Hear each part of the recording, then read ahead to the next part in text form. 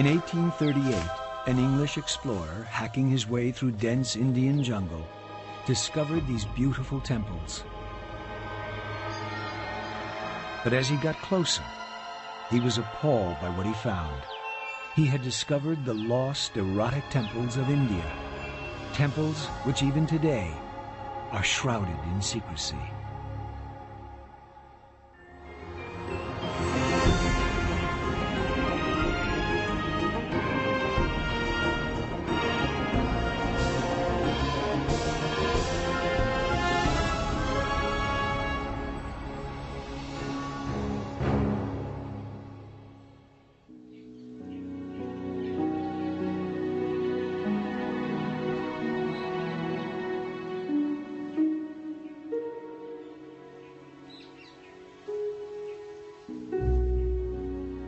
This is the face of India that the whole world knows, the Taj Mahal, one of those amazing works of art that completely lives up to its reputation. With its perfect proportions, its white marble finish, and the beauty of its intricate inlay, it's consistently voted the most beautiful building in the world. It was built for love by a Muslim emperor in the mid-1600s, about the same time Versailles was being created for the kings of France. Shah Jahan built it for his favorite wife, Mumtaz Mahal. She died giving birth to their 14th child, and as she lay dying, she made Shah Jahan promise he would build her the most beautiful tomb in the world. Despite having a harem of over 5,000 women, Shah Jahan was madly in love with his favorite wife and promised to honor her wish.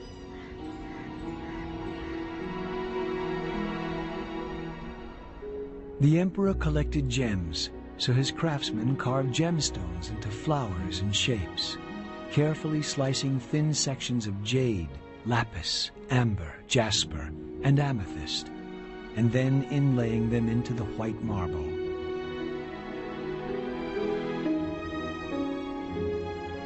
When the Taj Mahal was finished, its perfect white marble proportions at the end of a long, formal garden completely fulfilled Shah Jahan's promise to his dying wife.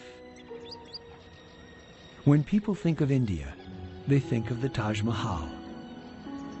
But there is a more ancient, secret India, hidden deep in its tropical jungles, where one of the greatest building efforts in human history produced thousands of strange and mysterious temples. But today, they are lost and forgotten.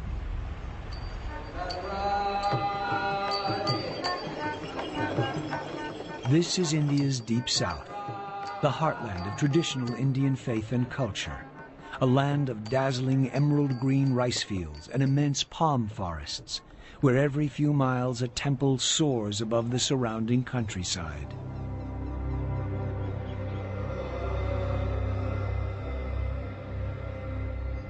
Here, over 1,000 years ago, one of the greatest kings of India, Raja the Great, embarked on one of the largest building programs in the history of mankind that still continues to this day. He and his successors moved more stone than the Great Pyramid of Giza, and his artists created some of the greatest treasures the world has ever seen. Over time, Raja's temples became larger and larger. This one is so vast that more than 200 Taj Mahals could fit comfortably within its walls. Why did Raja do it? Well, it was the same motive that built Europe's cathedrals and Egypt's pyramids. He was moved by the power of faith.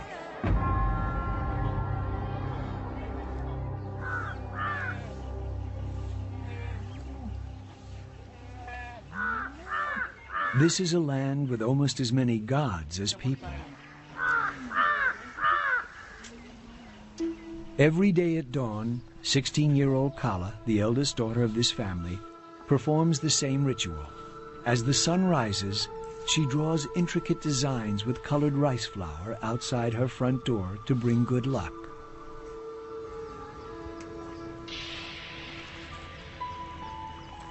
Throughout southern India, women create these unique designs called columns.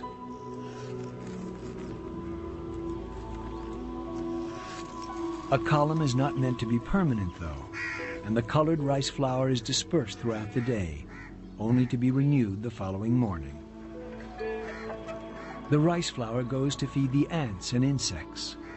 Hinduism believes all life to be sacred. Even the humble insect has its place. In the larger temples, hundreds of priests carry out the thousands of religious tasks necessary to keep the gods happy. But these are not the gods of the West. Here, the priests are worshipping a phallic symbol, a stone lingam found in thousands of Indian temples.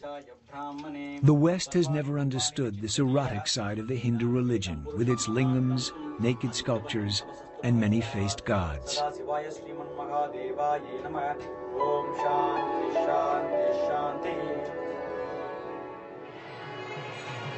During festivals, the gods are taken from their shrines and paraded around the temple grounds. At the end of the day, their costumes are changed, and they are put to bed for a few hours' rest.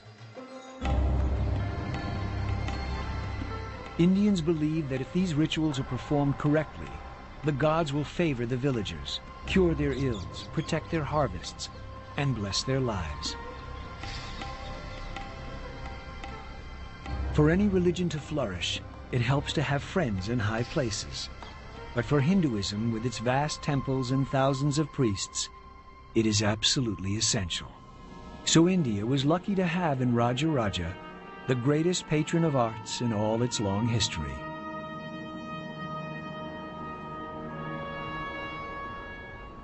And this is where he started, with this great temple at Tanjore. When it was finished 1,000 years ago, it was the most amazing building in India, more than 10 times taller than anything built before it. And it's not only huge, but it's all made of granite, one of the hardest stones in the world. The personality of Raja Raja is stamped all over this building. The most successful king the South ever produced had to build the greatest temple ever seen.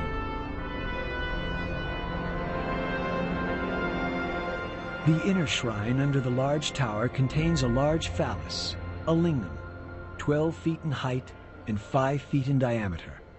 The lingam is the symbol of one of India's most powerful and popular gods, Shiva.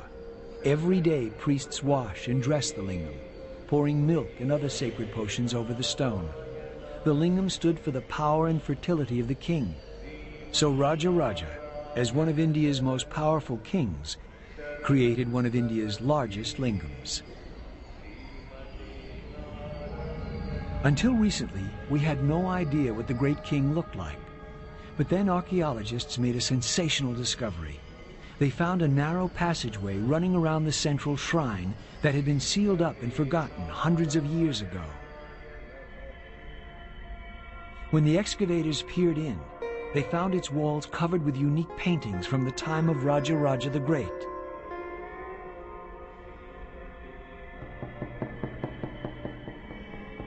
Because Raja Raja was a devotee of the god Shiva, the walls are covered with scenes of the god's exploits.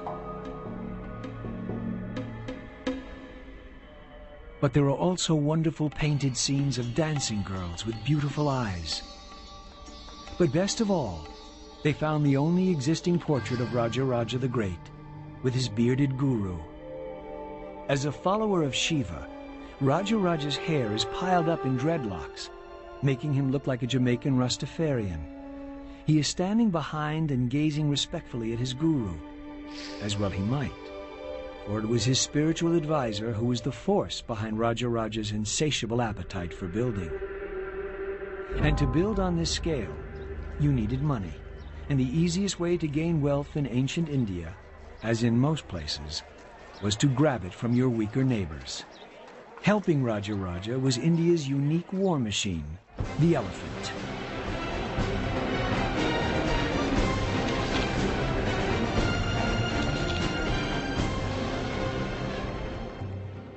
Here in the jungles of southern India, Raja's men searched for wild elephants. Docile animals born of tame parents were not good war elephants. Raja wanted only the biggest, fiercest, and fittest tusker males for his military machine.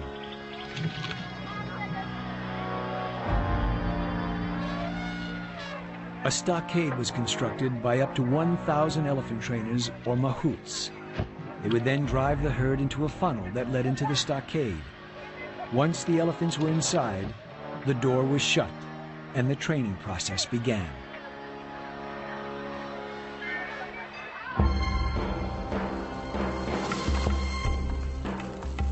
As recently as the 1960s, great elephants were taken from these foothills, using the same methods as in Raja's day.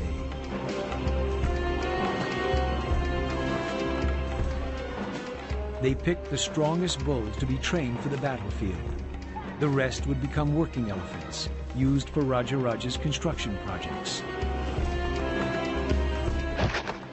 A single enraged fighting elephant was said to have the power of 6,000 horses. So how did the mahouts control this power and make sure their elephants were ready to fight? It was simple. They got the elephants drunk. Before a battle, the war elephants were made to drink arak, fermented rice liquor. As in humans, it made the elephants ready to brawl.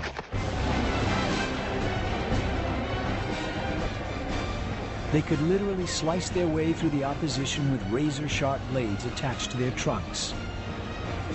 From atop the elephants, spear throwers, archers, generals, and even the king would rain death around the heads of the enemy. But how do you take a wild elephant and make it into a fighting machine?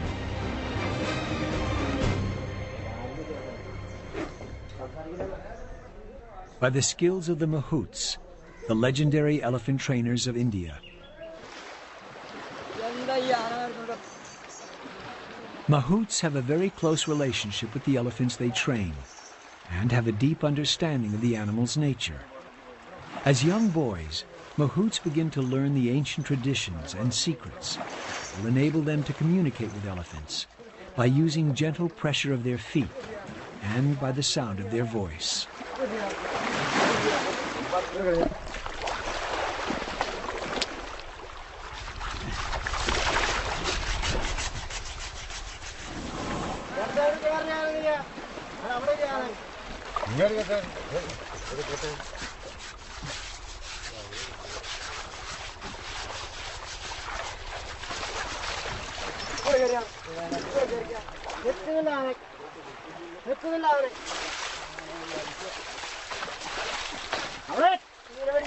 Elephants are very intelligent animals and can perform complicated tasks with amazing dexterity and strength.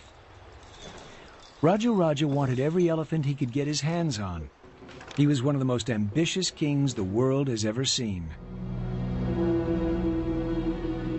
No one had ever built higher in India until Raja's great temple at Tanjore. In only a few years, hundreds of thousands of tons of pure granite, one of the hardest stones in the world, were hacked out of the earth to build his dream temple. The quarry that provided the granite for the temple was over 50 miles away. So how did they move this huge amount of granite 1,000 years ago?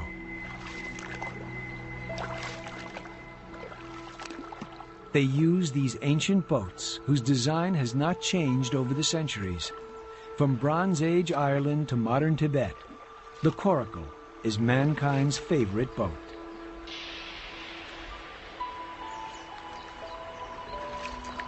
All you need is some flexible wood and animal hides. In some parts of India, the coracle is still used to ferry people and their possessions, goats, and the occasional motorbike across rivers. But a coracle could only move blocks weighing a few tons, sufficient for much of Tanjore, but no use at all for this, the huge capstone on top of the temple. It consists of two massive blocks of granite, each weighing 40 tons. How on earth did you get a 40-ton block of granite hundreds of feet in the air in 1010 AD? It's a mystery that has baffled historians for years.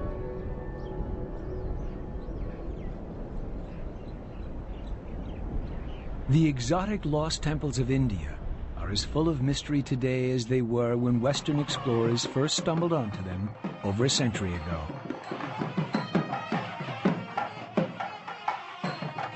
Someone who has given considerable thought to the mystery of how ancient Indians raised massive blocks of granite to the tops of temples is the present Prince of Tanjore. He's fascinated by the achievements of India's greatest king, Raja the Great. He told us of a legend passed down from generation to generation in his family that might provide a solution to the mystery of the giant capstone. He directed us to the area of the town where family tradition spoke of the remains of an ancient ramp. After searching the area, we found what clearly looks like an ancient ramp, with a gentle 6-degree slope pointing towards Tanjore Temple, which stands just over a mile from this spot. A ramp from here, with this gentle slope, would exactly intersect the top of the Tanjore Shrine, 216 feet in the air. What's more, the ramp is exactly where you might expect to find it. Most Hindu temples face east to meet the rising sun, and it is to the east that all the smaller buildings are constructed. So the only direction to build an enormous ramp is from the west. And that's just where we found our ramp. So the evidence points clearly to this being the remains of the ramp used to get the 40-ton blocks to the top of the temple. But how did Raja move 40 tons of solid granite up a mile-long ramp 1,000 years ago? Elephants.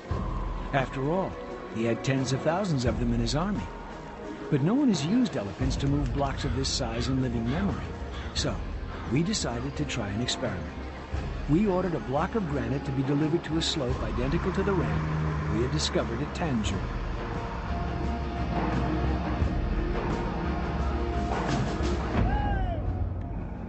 The block only weighed 25 tons, not 40, because that is the maximum weight you're allowed to transport on Indian roads. Even this weight took 3 days and 3 nights to travel the 200 miles from the quarry. We prepared several wooden rollers, then brought in the powerhouse of ancient India, the elephant.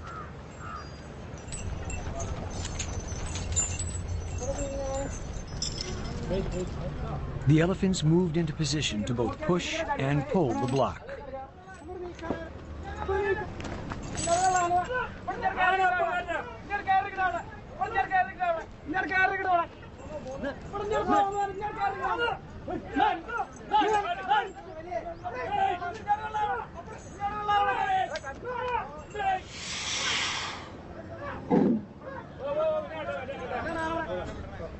But despite all their efforts, it didn't budge.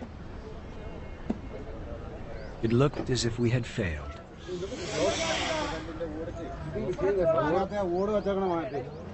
But one of the men who was handling the elephants noticed that one of the logs wasn't completely round.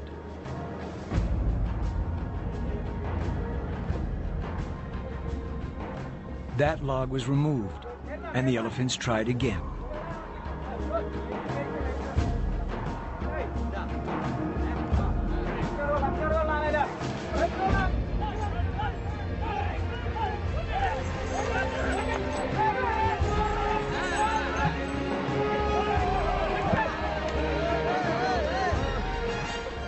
Success.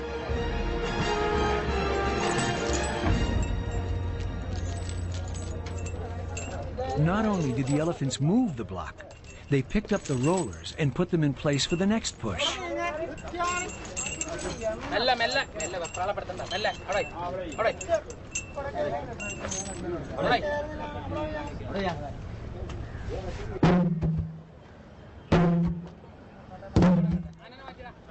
Our experiment showed how it was possible for Raja and his architects to move giant stones to the summit of his temple. But how did they cut the stones in the first place? Remember, this temple is built almost entirely of granite, one of the world's hardest stones. How did Raja's workers 1,000 years ago shape and carve this immensely hard stone using only primitive tools?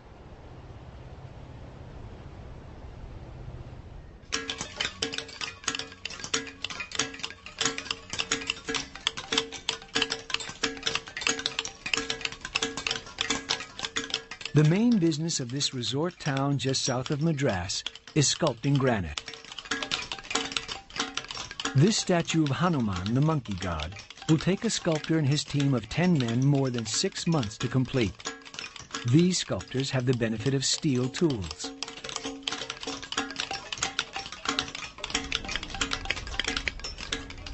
In the 9th century, the only tools available were made of soft iron. It would have taken many years for a statue like this to be carved. So this carved rock face must have taken decades.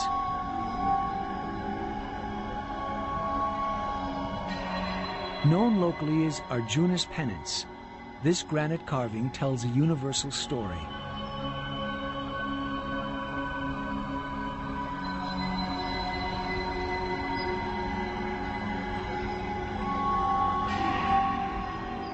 See this holy man standing in the burning sun on one leg, with his hands in the air performing the penance?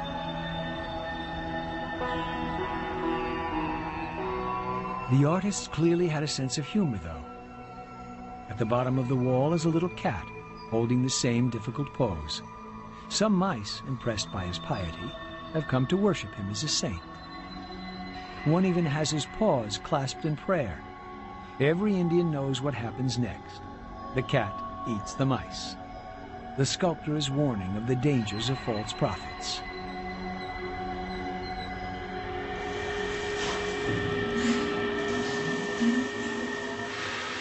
Iron tools might have been fine for sculpting, but how did these ancient craftsmen quarry the hardest stone in the world?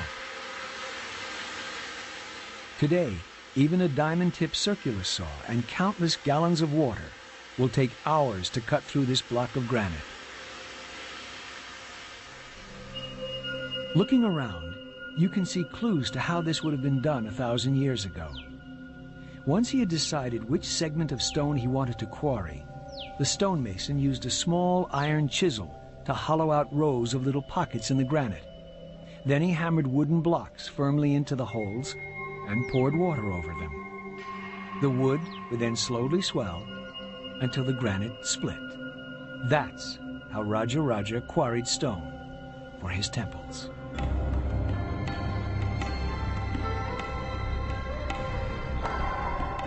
During Raja's lifetime, millions and millions of tons of granite were cut and transported, because Tanjore was only one of the many temples he and his family built. Raja moved enough granite to build the Great Pyramid of Giza.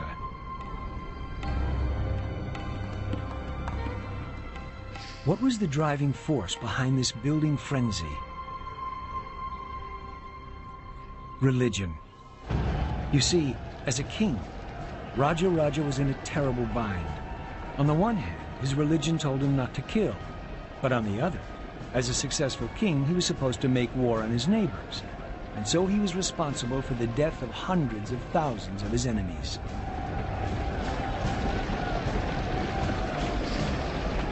He firmly believed in reincarnation, and that his actions in this life would determine his luck in the next life. So given the blood on his hands, he might come back as a worm, or even worse. That's why in the painting of Raja in the secret passage of the great temple at Tanjore, the greatest warrior that India ever produced is shown paying respect to his elderly guru. The holy man held the key to Raja's salvation. He knew that Raja had to build more temples in order to ensure a good reincarnation. So the man responsible for the spiritual health of the king was painted in front of the great Raja.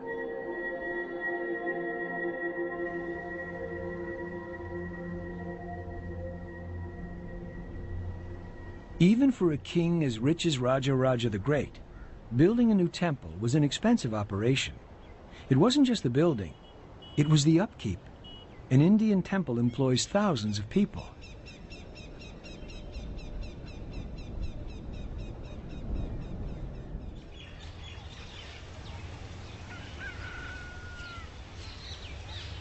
For centuries, here at Sri Rangam Temple, men have been selected from special families to pick and prepare the garlands of flowers for the gods of the temple.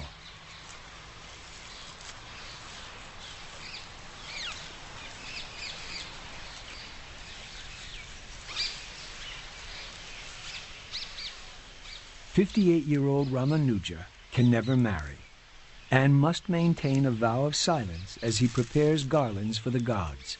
Every day he rises before dawn to start picking the many sacred flowers. String is strictly forbidden, so he uses fiber from dried banana trees to tie the garlands together.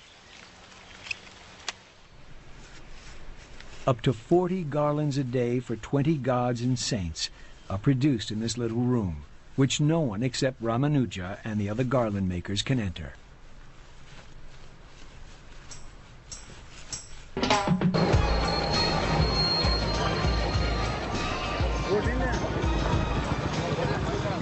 Five times a day, Ramanuja walks from the flower gardens belonging to the temple, past shops selling everything from butter to bronze.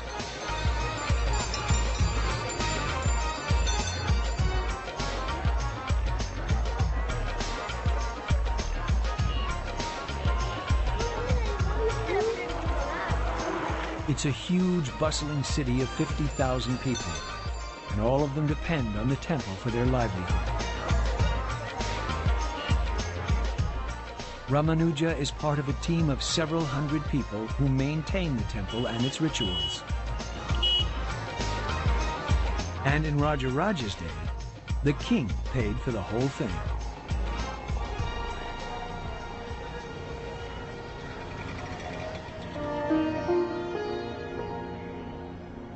At the end of his journey in the heart of the temple, Ramanuja hands over his garlands to the priests.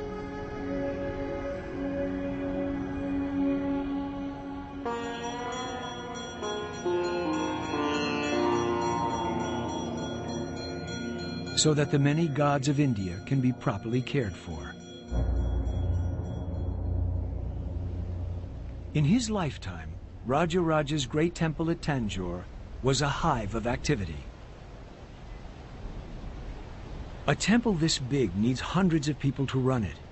Inscriptions tell us that over 4,000 cows, 7,000 sheep, and 30 buffalo were needed to supply the butter for the hundreds of lamps that lit the temple. It must have been a blazingly bright place. And all this was to light only one temple. Rajaraja provided for hundreds of temples that he created, spending fabulous sums of money to ensure that he kept his karma in good standing. Because of his generosity, Rajaraja hoped the gods would overlook his many transgressions and be persuaded to reincarnate him in his next life as something a little better than a worm. This religious devotion led to an event that radically changed the entire course of all human history.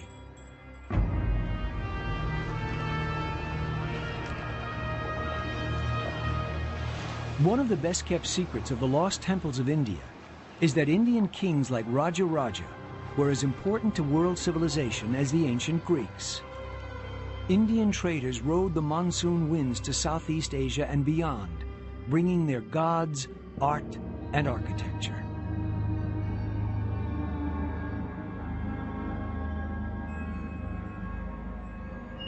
That's why, thousands of miles from Mother India, amidst steaming tropical jungles, the temples of Angkor depict not Cambodian gods, but the gods of India, dancing on every wall.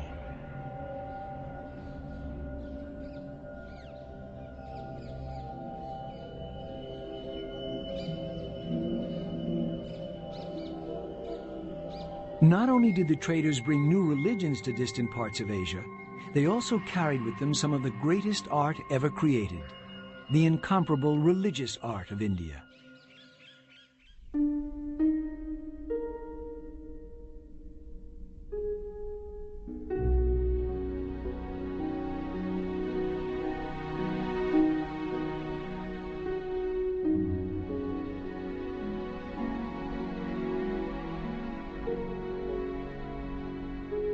This bronze was made for Raja Raja when Europe was still languishing in the Dark Ages, incapable of producing anything that approached the beauty and technical accomplishment of this piece.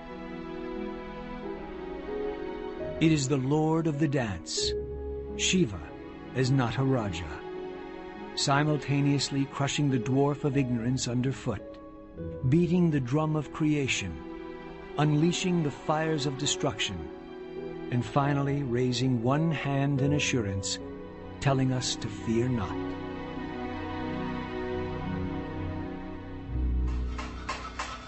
Near Tanjore, artists still create bronzes in exactly the same way as they did in the time of Raja Raja the Great.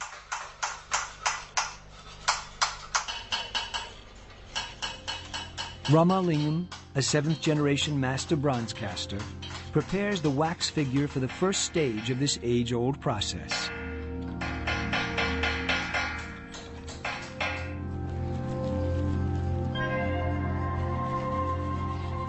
After the figure has been shaped in wax by the master, mud from the banks of the sacred Kaveri River is packed around it.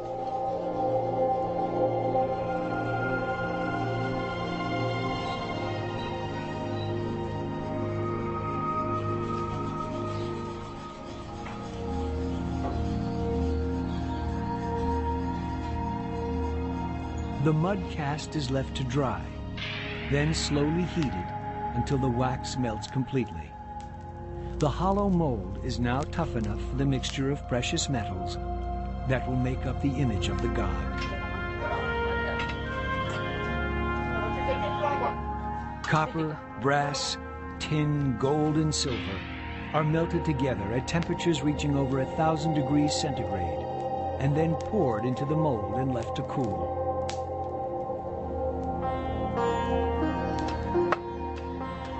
Once cool, the mold is broken, revealing the icon that is then given finishing touches by Ramalingam's assistants. Every single bronze statue is a unique piece, intended to bring the people closer to God. Ramalingam says, the beauty of the classic bronzes of Raja Raja's time is because of their liberal use of gold. Nowadays, the temples that commission bronzes have much smaller budgets.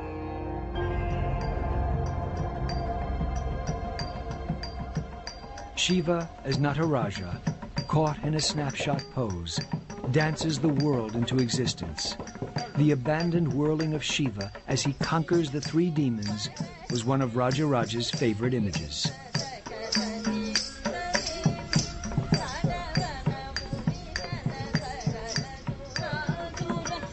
A temple without dancers would have been like a football team without cheerleaders. The whirling of the finest temple dancers, or Devadasis, accompanied worship. Without dancers, the god could not be expected to perform its role as the giver of blessings and the protector of the temple.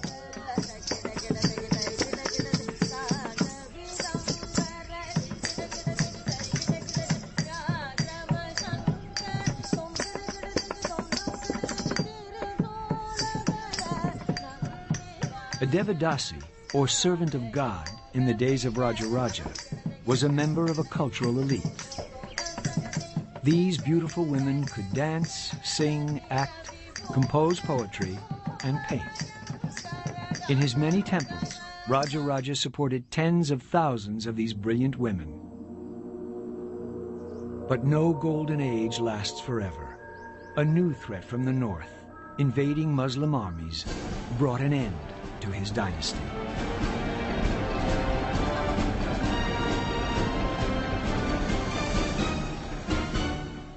All over the south, in the tens of thousands of Hindu temples, desperate measures were being carried out. These Muslim invaders didn't just rob the rich and depart. They destroyed every Hindu image they could find, and if they couldn't destroy it, they defaced it. This Muslim army wanted to wipe Hinduism off the map of India. So Hindu priests hid precious idols. Bronzes covered with gold and diamonds were buried or locked in secret rooms. The bronzes were a prime target for the invaders, searching for jewels and precious metals. These bronzes were all taken from their temple shrines and buried in fine white sand, to remain hidden for over 700 years until their discovery in 1965. One of the greatest archaeological discoveries of the century.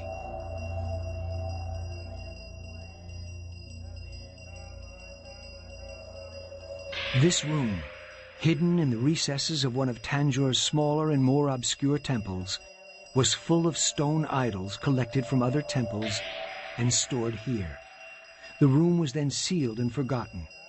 When it was rediscovered hundreds of years later, no one knew which idol belonged where, so they have stayed here ever since. The Muslim invaders never managed to suppress the Hindu religion, only loot its treasures. Southern India shrugged off the Muslim invasion and rose again to yet more splendid heights.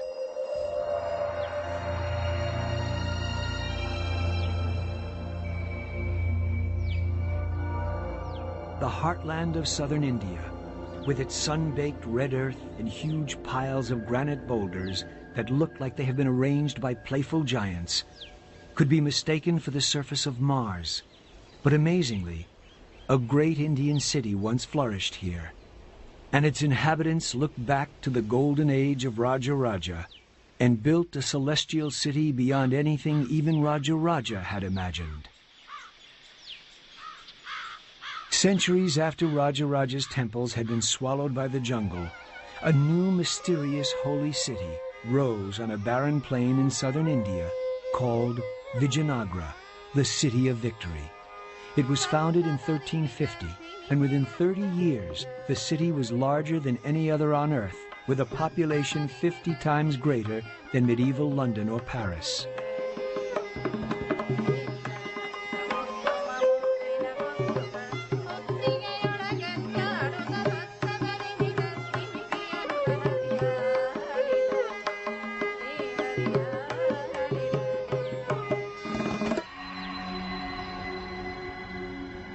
It arose from the chaos following Raja's dynasty, and its founders were determined to carry on his tradition of art and architecture.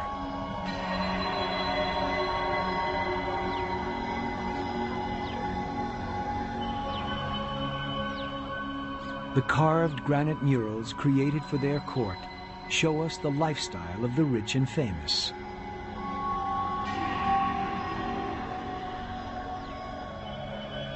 The kings liked to hunt and had their acts of bravery carved for all to see. And they also liked their dancing girls. And here, Portuguese traders with their sharp, pointy beards appeared before the clean-shaven king. These Portuguese wrote about the life of the city and the lifestyle of its king.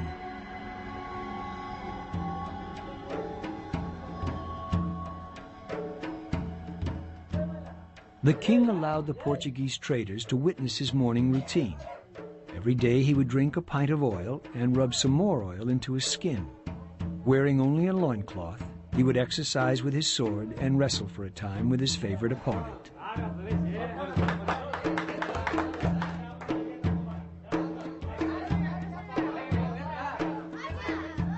The people of Vijayanagara still carry on the tradition of wrestling.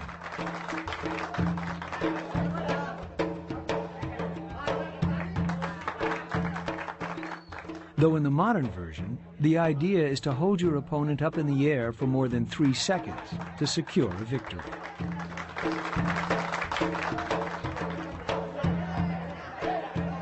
Ancient wrestling was far more brutal. The Portuguese wrote of blows so severe as to break teeth and put out eyes and disfigure faces, so much so that here and there men are carried off speechless by their friends. After he had finished this morning practice, the king would mount his horse and ride from one end of his great city to the other. It was during his reign that the empire counted all of southern India under its control and traded with both the Arabs and Portuguese. This road leading up to a great temple was said by the Portuguese to have been a broad and beautiful street full of fine houses.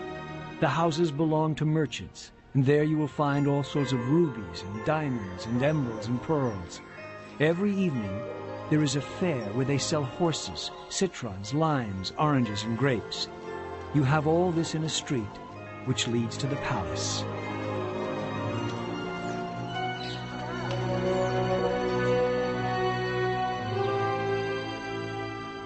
In the heat of a southern summer, life at Vijayanagara was only made bearable by water tanks, the swimming pools of ancient India.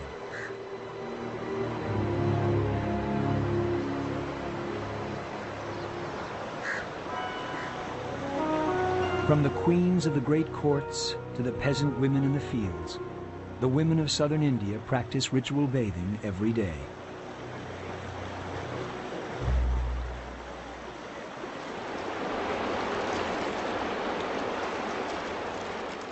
This is where Europe learned that it might be a good idea to take a bath more than once a year.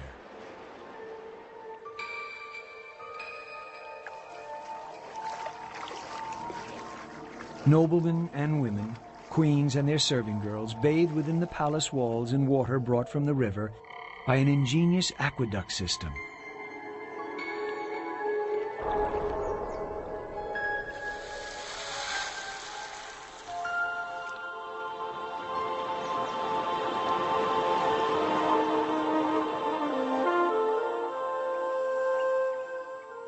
The City of Victory is literally covered in game boards.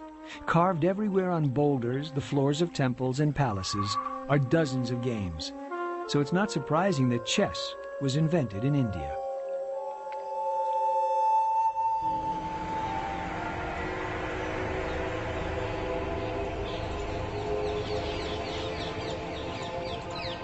It's called chaturanga.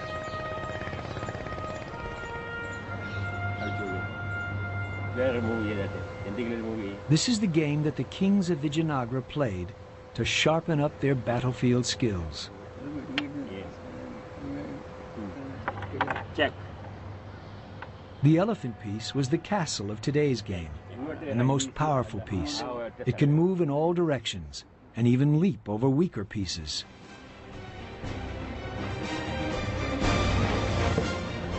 This power reflected the unstoppable nature of the elephant, whose fearsome presence decided the outcome of the battles of Imperial India. A game of chaturanga could last for days or even weeks, as long as a real battle, with the loss of the godlike king spelling defeat. After 200 years, the impregnable city of Victory fell to the Muslim invaders from the north. This was not just a battle for territory and plunder. It was a battle for supremacy between the Muslims' one god, Allah, and the Hindus' hundreds of gods.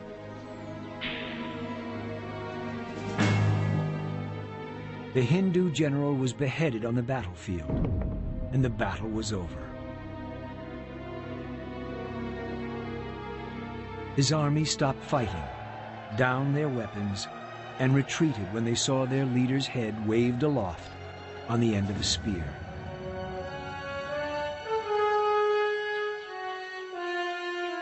The city was literally torn apart. To this day, it has never been resettled.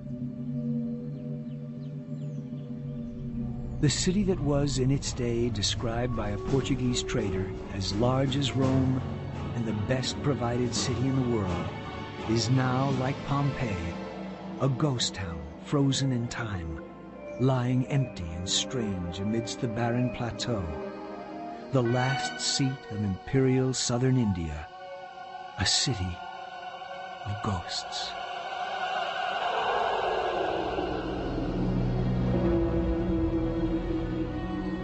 But the South rose yet again, and conscious of the traditions of Raja the Great, built ever larger and more beautiful temples, the jewel of which is Madurai, the grandest and most graceful of all India's temples.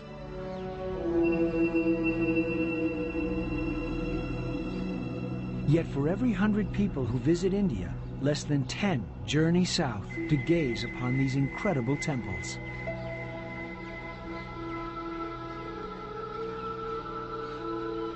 The central shrine was the home of the gods, and it was considered incorrect to build anything other than a modest but often gold-plated roof over the shrine.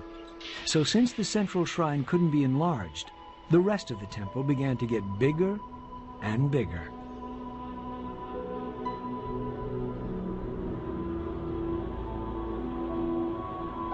This expansion created the ornamental gateways called gopuras. Now they took wing and soared to unprecedented height and glory. The ones at Madurai are particularly graceful and crowded with sculpture. One gateway has more than 1,000 individual statues on it.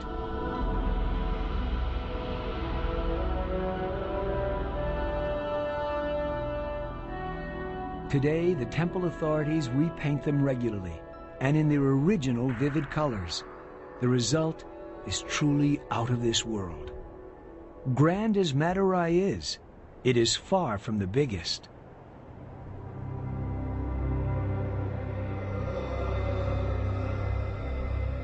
That title goes to Sri Rangam, which is so vast that it could comfortably hold the Kremlin, the U.S. Senate buildings, and the Houses of Parliament, and still have room for the Palace of Versailles and St. Peter's in Rome.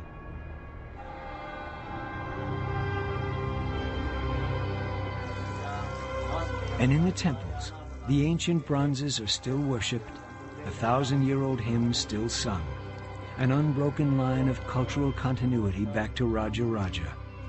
But to the majority of people in the world, even to many in India, this is a lost and forgotten world. Why have these temples, the legacy of Raja Raja, been ignored by the Western world? Part of the answer lies in what happened here in February 1838.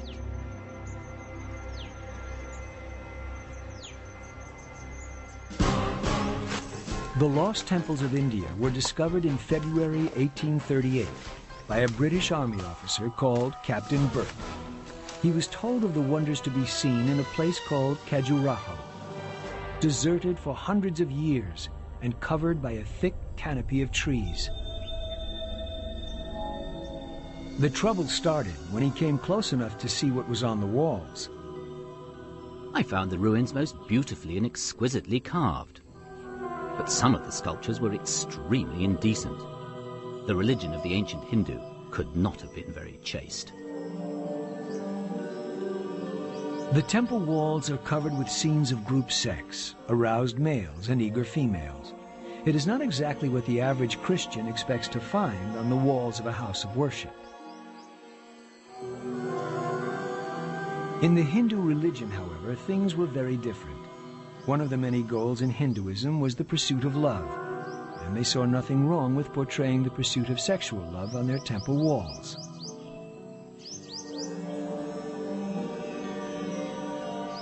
But these temples shocked the European visitor, convincing him of his moral superiority.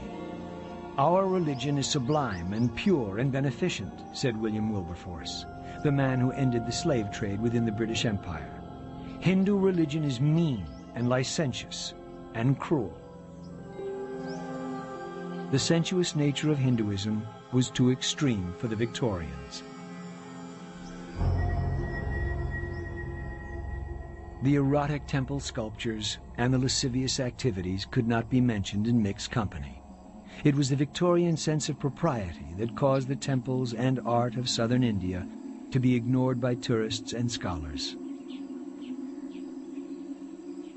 A world that matched the Greeks in culture and the ancient Egyptians in building slipped back into the jungle, a lost world.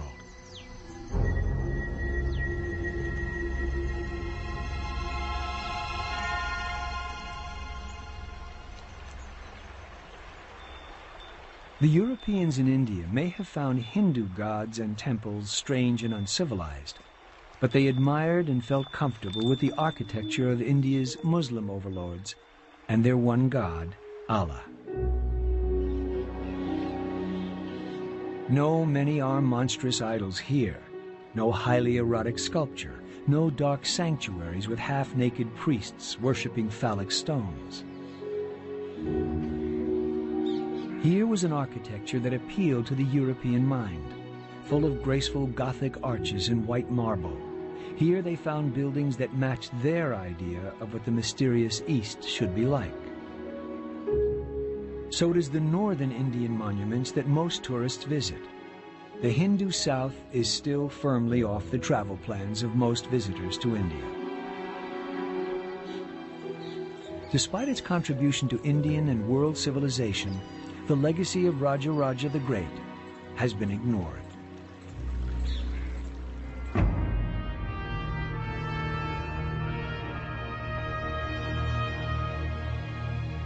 But in southern India, in the temples that Raja Raja and his successors built, the priests still carry out ancient rituals that have remained unchanged for thousands of years. While the rituals of King Solomon's court in Jerusalem have faded, and the rites of the Ming emperors in Beijing's Forbidden City have all but vanished, to enter a temple here is to enter a time warp. At dawn, in a ceremony carried out every day for thousands of years without interruption, the priests chant the ancient magical words to wake the gods. Gods carved in stone by Raja Raja, the greatest Hindu king that ever ruled.